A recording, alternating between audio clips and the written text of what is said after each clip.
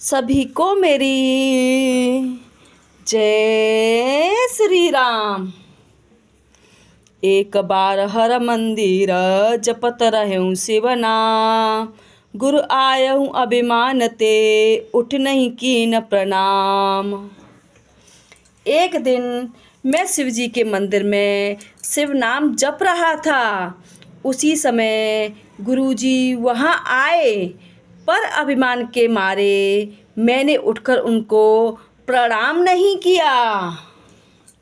सो दयाल नहीं कहूँ कछु उर न रोष लवलेश। अति अग गुरु अपमानता सही न सके महेश। गुरुजी दयालु थे, उन्होंने कुछ नहीं कहा। उनके हृदय में लेस मात्र भी क्रोध नहीं हुआ, पर गुरु का अपमान बहुत बड़ा पाप है, अतः महादेव जी उसे नहीं सह सके। मंदिर माँ जबई न भवानी रेहत भाग्य अज्ञ अभिमानी। यद्यपि तव गुरु के नहीं क्रोधा अति कृपाल चित्त संभक्य वो बोधा। मंदिर में आकाशवाणी हुई कि अरे हतभाग्य मूर्ख अभिमानी, यद्यपि तेरे गुरु को क्रोध नहीं है, वे अत्यंत कृपालु चित्त के हैं और उन्हें यथार्थ ज्ञान है। तदकि सांप सट देऊँ तोई नीति विरोध सोहई न मोई। जो नहीं दंड करो कल तोरा भ्रष्ट होई श्रुति मार्ग मोरा। तो भी हे मूर्ख, तुझको मैं सांप देता हूँ। नीति का विरोध करके मुझे अच्छा नहीं लगता।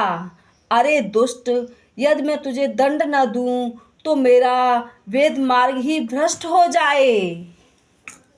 जे सट गुरु सन ईर्षा करही रौरव नरक कोटि जुग परही। त्रिजग जौन पुण्य धरहि शरीरा अयुत जन्म भरि पावहि पीरा। जो मूर्ख गुरुजी से ईर्षा करते हैं वे करोड़ों यों तक रौरव नरक में पड़े रहते हैं। फिर वहाँ से निकलकर वे तिर्यक पशु पक्षी आदि योनियों में शरीर धारण करते हैं और 10,000 जन्मों तक दुख पाते रहते हैं। बैठे रहे से अजगर एव पापी सर्प होई खलमल मति व्यापी। महाबिटप कोटर महु जाई रहु अधमाधम अधगति पाई। अरे पापी, तू गुरु के सामने अजगर की भांति बैठा रहा। रे दुष्ट, तेरी बुद्धि पाप से ढक गई है, तू सर्प हो जा। और अरे अधम से भी अधम, इस अधोगति को पाकर किसी बड़े भारी पेड़ के खोखले में जाकर रहे। आहाकार कीन गुरु दारुण सुन शिव साप। कंपित मोहि बिलोक अति उर उपजा परिताप। शिव जी का भयानक साप सुनकर गुरुजी ने आहाकार किया। मुझे कांपता हुआ देखकर उनके हृदय में बड़ा संताप उत्पन्न हुआ। करि दंडवत सप्रेम द्विज शिव सन्मुख करि जोर। विनय करत गद गद स्वर समझ घोर गति मोर। प्रेम सहित दंडवत करके वे ब्राह्मण शिव जी के सामने हाथ जोड़कर मेरी भयंकर गति का विचार कर गदगद वाणी से विनती करने लगे।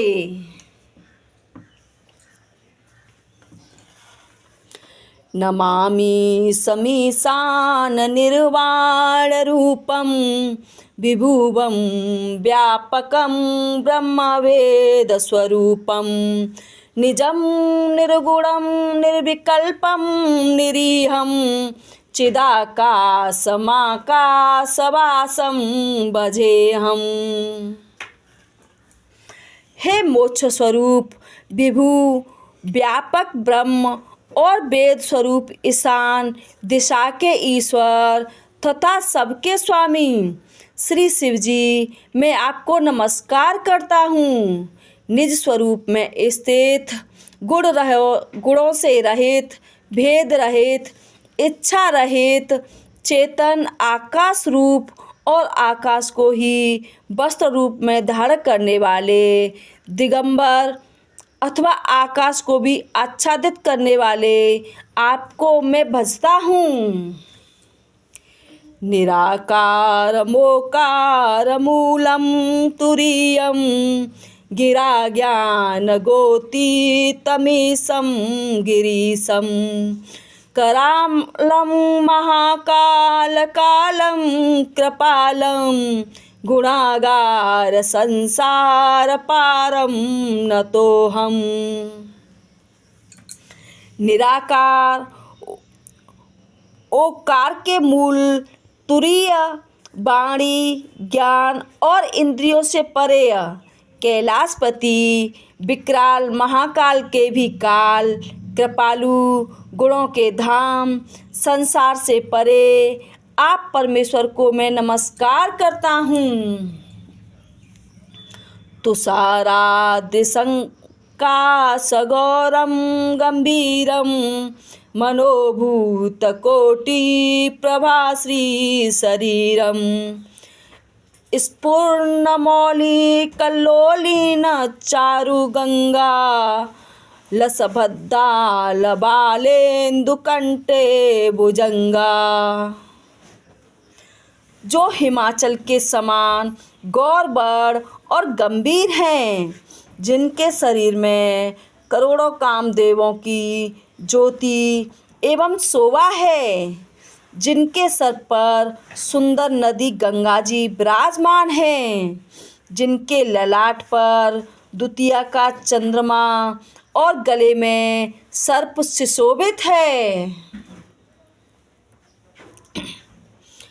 चलंत कुंडलं भ्रूसुनेत्र विशालं प्रसन्नाननं नीलकंठं दयालं मृगाधीशचर्मांबर मुंडमालं प्रियशंकरं सर्वनाथं भजामि। जिनके कानों में कुंडल हिल रहे हैं, सुंदर भ्रकुटी और विशाल नेत्र हैं, जो प्रसन्न मुख, नीलकंठ और दयालु हैं, सिंह चर्म का वस्त्र धारण किए, मुंडमाला पहने हैं, उन सबके प्यारे और सबके नाथ श्री शंकर जी को मैं भजता हूँ। प्रचंडम प्रकष्टम प्रगल्यम परेशम अखंडम अजम भानुकोटि प्रकाशम त्रयं शूल निर्मूलम शूलपाणम भजेऽहं भवानी पतियं भावगव्यम। प्रचंड, श्रेष्ठ, तेजस्वी परमेश्वर, अखंड, अजन्मा, करोड़ों सूर्यों के समान प्रकाश वाले, तीनों प्रकार के शूलों को निर्मूल करने वाले, हाथ में त्रिशूल धारण किए, भाव के द्वारा प्राप्त होने वाली भवानी के पति श्री शंकर जी को मैं भजता हूँ। जय श्री राम। कृपया करके वीडियो को लाइक करें, शेयर करें, और अगर आप इस चैनल पर नए हैं तो चैनल को सब्सक्राइब करके रामायण के साथ ज़रूर जुड़ें और अपने ग्रंथों को बढ़ावा ज़रूर दें। और आपको ये रामायण की कुछ चौपाइयाँ कैसी लगी कमेंट करके ज़रूर बताएं।